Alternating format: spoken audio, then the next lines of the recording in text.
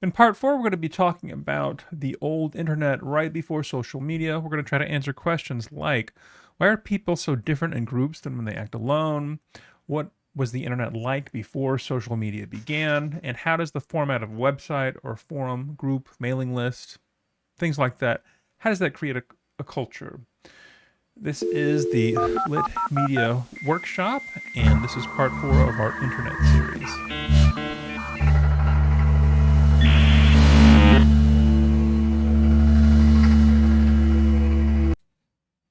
Okay, so we're going to hop right into it here. So I'm going to try to attempt to answer these questions that I went over just a second ago. These questions are basically about how do we, what happens after you go from having just a little bit of one kind of computer connected to the internet, and then you increase the number of people that are there and it turns into a group. Well, that group is going to eventually form some kind of a culture. You have maybe experienced this either in your personal life or on the internet. So we're going to talk about that today. We're going to talk about a little bit of review to go over some of those internet structures, and then concepts for actually understanding that information, and try to go over all of that. For your homework right now, you should basically be working on either your by hand hypertext cards or your website. I've got some thumb drives for class, and so if you don't have your thumb drive now, don't worry about it. We'll figure that out when we get there. Okay, so in review, we talked about all of these internet packets, how basically your own home, maybe your computer's over here someplace, it connects to a computer that connects to a router that connects to a modem that is situated somewhere on the earth and can basically go just about anywhere. And so in that sense, everything's already connected. But what kinds of communities get created when that happens, and what are some tools that we can use to understand those? We'll figure that out in a minute. Basically, we have things like Tim Berners-Lee, who brought the internet together. We have things like a hypertext server. When you see hypertext here, you should basically think of the internet or a website. So all of these different clients that connect to it represent, in some cases, just other computers, but in a lot of cases, there's actually another person sitting there behind their computer. In Internet 2, we saw this Y2K structure of the web, and it talked about it like an organism unto itself. So you had all of these different websites in the 2000s and before then, and even now, that connected in such a way where you could get from one website to another website just by clicking on it. And part of what made that happen was individuals working on their own kind of silos working on this. And so this is all proto social media. This is all before Facebook. This is all before you have situations where multiple people got together and collaborated in things like wikis. So, like I said, before that, we had things like AOL, and you had channels. And if you think about this in the Marshall McLuhan sense, basically before the internet, all of your communication styles, all of your things that you consumed as somebody at home, it might be something like a book, like one of the ones I have on my bookshelf back here, or it might be just turning on the TV. And if you turn on the TV, you just consume and consume and consume. Whereas with the advent of the internet, there were so many more producers of content and producers and consumers of that content into these smaller little bits and pieces and streams. So this is why we say the medium is the message. It's because how easy it is to make something changes both who creates it and who consumes it. So as we look at these different websites and things, what I want us to keep in mind is that there's this huge variation in terms of how how you might create something for people to create inside of. So all of these different kinds of modalities, all of these different kinds of how you might create a website change not just the individual and how they create things, but the kind of after effects of those combinations. So before we really look at some of these examples, and again, I'm going to try to make this video a little bit shorter than last video, I'm going to think about tools. There's all kinds of tools that you might have. I actually have really close to me at this moment. I have a hammer, right? A hammer is a kind of a tool that you might use for putting a nail into two pieces of wood and joining it. I also have a screwdriver, right? And this screwdriver, it's not really good for hammering in nails, although I have used it before to kind of bang in a tiny little tiny nail. And what I want us to think about in this class is the idea of like a mental tool, as words and the way that you approach problems, those can change depending on your perspective. If you change your perspective, if you change how you think about things, you can change how easy it is to actually create a solution to that problem or to understand something better. And so I like to think of these different things from social sciences as tools. Mental tools, literature tools, science tools, however you want to think about it. The first one we're going to talk about is jargon and nomenclature. In jargon, this is how people among casual groups of friends, etc., might say something short. So if you're a skateboarder, you might have something like a kickflip, or you might have like a specialized kickflip just among your friend group when you're doing that kickflip. If you are a doctor, you probably have something closer to nomenclature, where when you're talking with your fellow doctor, you actually have to have some very specific language that means very specific things. Now, depending on what kind of words you use, it can kind of describe whether you are in or out of a particular group. And so I'm not going to be using the word skibbity, which would be a Gen Alpha type word, because I don't really understand it. I don't know how to use it, and when I use it wrong, you know that I am not Gen Alpha. Now, nomenclature can be extremely useful as something that you use personally, but it can also be something that you recognize when you look at a small group and see that the words they're using are not typically how you would use that word, or they may be using that word a lot. So language is often a clue into culture. And speaking of culture, there's this fancy French word called milieu. And a milieu is basically the entirety of the context in which a person lives.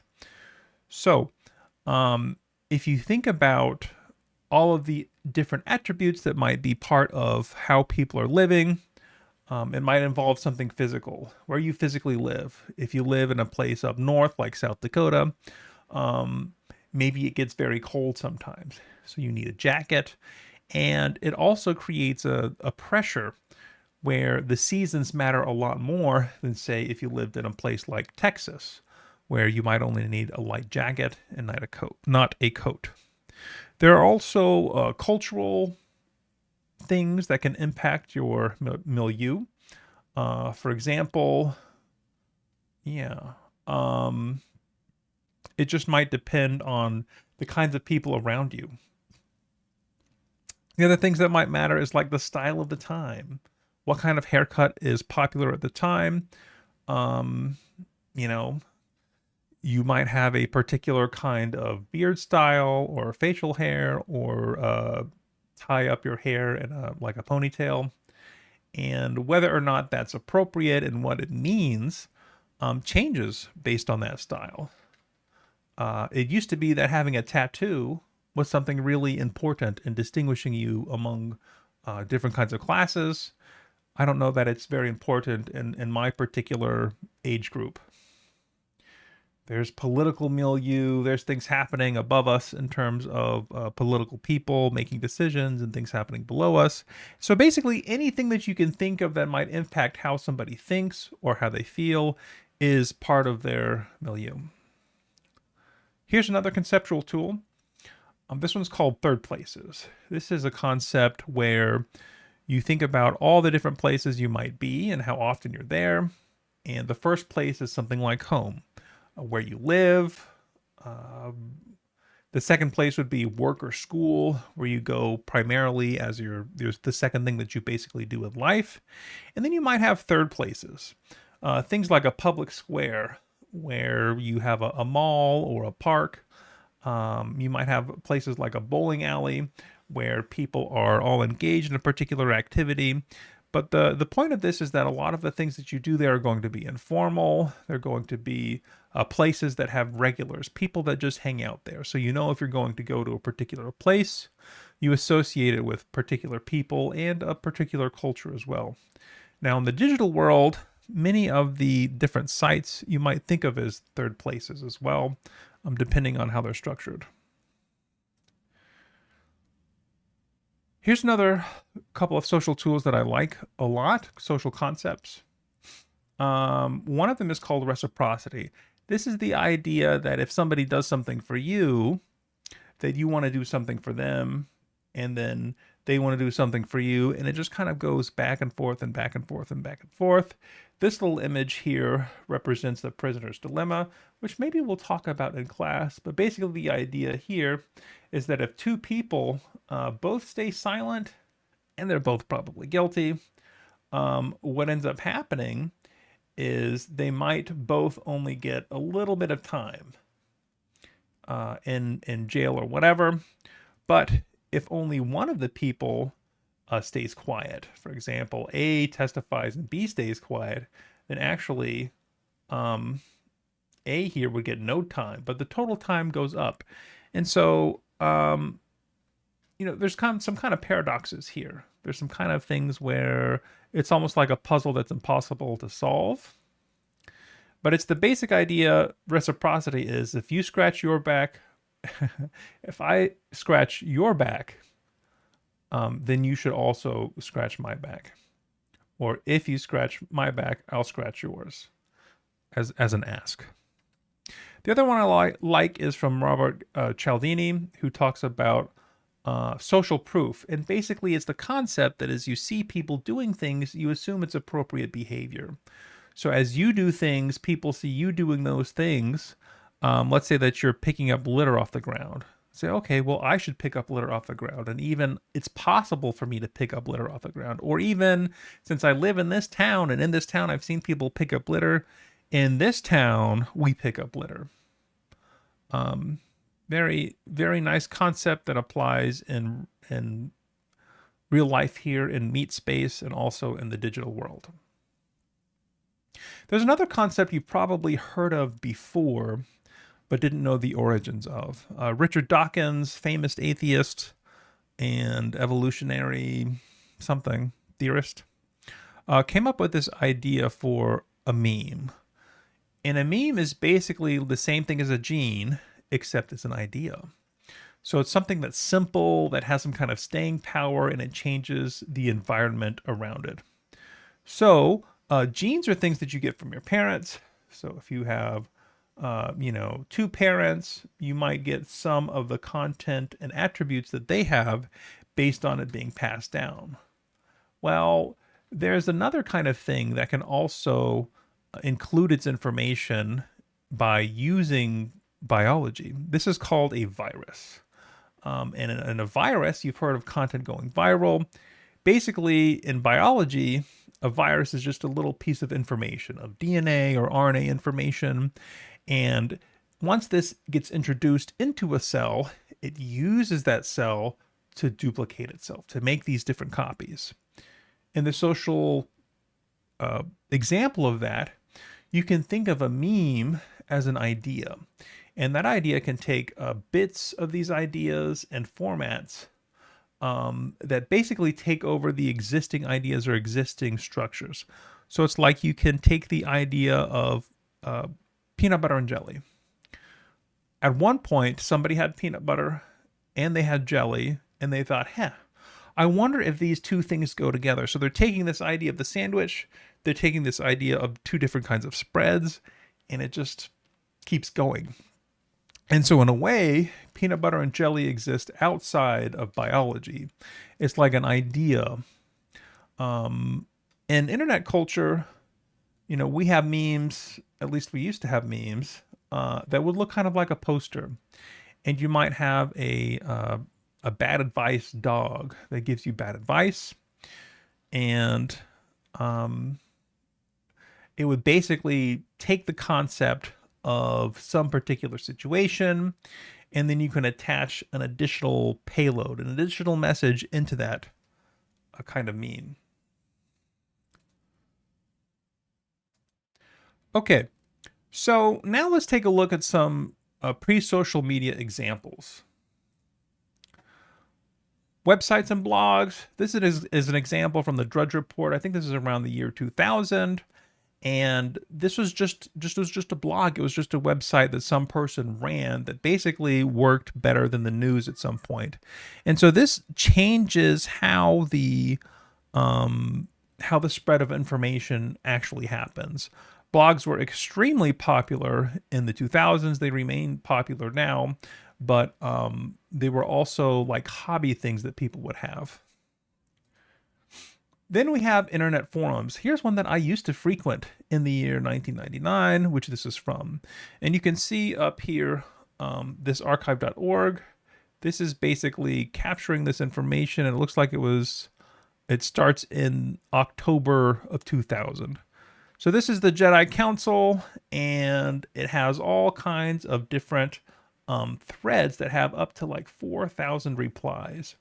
And so this is where people would talk about the upcoming Star Wars movies that were happening, and this was something that you could not do before. So it's almost like if you lived alone or you didn't have a lot of people that liked Star Wars, you could talk about it. You could share news. You could spread information that might be about,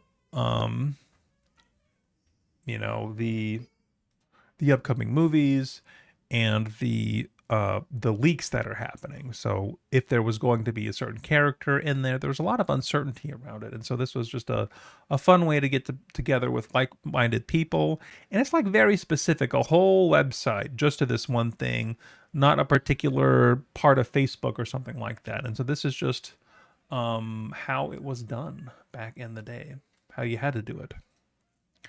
Another thing that was beginning before this was Napster.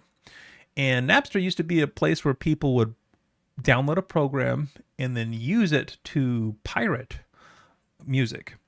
So you could take something like a CD-ROM, like a physical actual CD-ROM, which I'm not going to reach up for at this moment. And you could copy that music to your computer and then share that music with other people in this compressed format of MP3. And so lots of people would have these copies, and then you'd send the copies to other people, and there would be a search function you could use to do that. I didn't use it a lot when it existed, but I did use it some, and it did work. And there were lots of other peer-to-peer sharing things like that, and there still are some today, but I don't think it's quite as prevalent as it was. The other thing that predated social media were games. Yahoo Games in particular was this nice thing where you could go and look at different kinds of games. You could do things like hearts or poker or board games like checkers and chess. And so I could play chess over the internet in the year 2001, the year 2000. And then it would pull up what I would call a client here. We could just click and move these things to actually play the game. And this was like revolutionary. You could be connected to anybody in the world, and you could chat to them at the bottom here and say, "Oh, hey, I'm from this place. I'm from that place." Have a little conversation and then leave. And so if we think about this in terms of something like a third place, it would be a little bit difficult to be frequent, but you could do it. You could create this kind of virtual third place where you had regulars and it was like a sort of a community.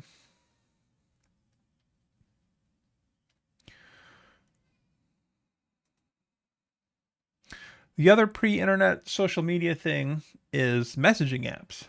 AOL Instant Messenger, MSN. These were all very instantaneous back and forth things. So if you were using something like an instant messenger, usually you wouldn't leave people on red. You might have 5 or 6 of these different windows at a time. And so it worked exactly like Facebook Messenger works in a way. You wouldn't have as much of the fun formatting or ways to send videos because there weren't videos of the internet in the 2000s. You also had a very strong email culture and places where you could subscribe to mailing list, for example, where you might have bugs or something. So these pieces of proto social media interaction were key for establishing the roots on which things like Facebook would be created. This is another early social media. Ask your parents if they ever used MySpace. That's a fun thing to do. And so MySpace actually allowed people to have things like friends for the first time. Famously, Tom could be your friend.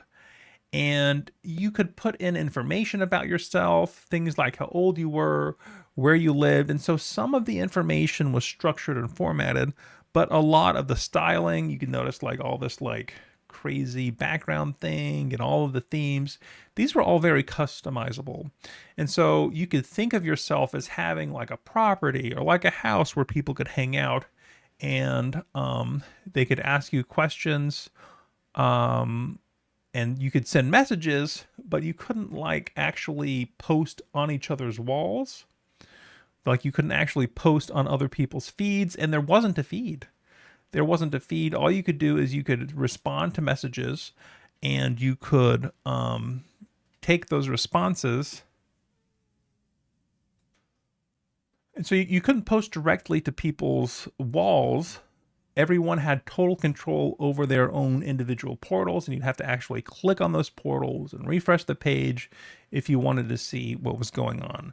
This is basically the closest thing to Facebook before Facebook came, and people thought maybe MySpace would be the biggest forever, again, until Facebook. Okay, so let's try to answer some of these questions that we started with. And these questions are, why do people act so differently in groups than they act alone? Well, we went over some of those concepts, right? Things like the milieu changes exactly, people's culture and how they feel about things. So they have like physical locations, all of these different constraints that are all very subtly impacted. We also have things like social proof, where what's actually considered to be appropriate and correct and desired changes based on the other people around you. So that's how you can kind of be thinking inside of a group. Other things we looked at included like reciprocity. So you have to be able to give back when people give to you and go back and forth. And then what was the internet like before social media? Well, I've listed a bunch of things here, and we could take any of those tools that we learned about and think about these different things accordingly. For example, we have things like messaging apps versus mailing lists. Well, messaging apps, they happen really fast. So you're expecting a response for something like going to the movies. Whereas on a mailing list, you might not mind waiting a few days for a response. This changes what's expected of people. It changes what people actually do. And whether or not it's appropriate to use a messaging app or a mailing list for a particular kind of question is also impacted by that. So these different formats of a website, these different ways of communicating, for example, in MySpace, you only control your own actual physical page there and nobody else can do that. But it's all like, it's easy to follow things because you can actually save those websites. things like this Yahoo gaming experience. You might play somebody who's basically at your level in chess, and that might make a third place where you want to come back and keep coming back, and kind of forms a soft community where there's a lot of communication going on, and where these subtle things create something bigger than the small things. So this has been a look at this early social media, and the takeaway here is that I want you to remember that we have these different kinds of tools to see, to try to get a hold of something that's really hard to understand, and to be able to relate things like all of these different kinds of digital media among each other. All right, for the homework, we are basically just going to keep working on both our hypertext cards. This is our physical cards for some of the younger students, and we're going to do some in-class hypertext work to kind of get you started on these websites. We're just going to see where people are. I have some thumb drives to bring if you don't bring your own to class. And that's all we're going to do for today. Thank you so much. We're going to stop this clip and play this other clip. So have a great time. I will see you in class.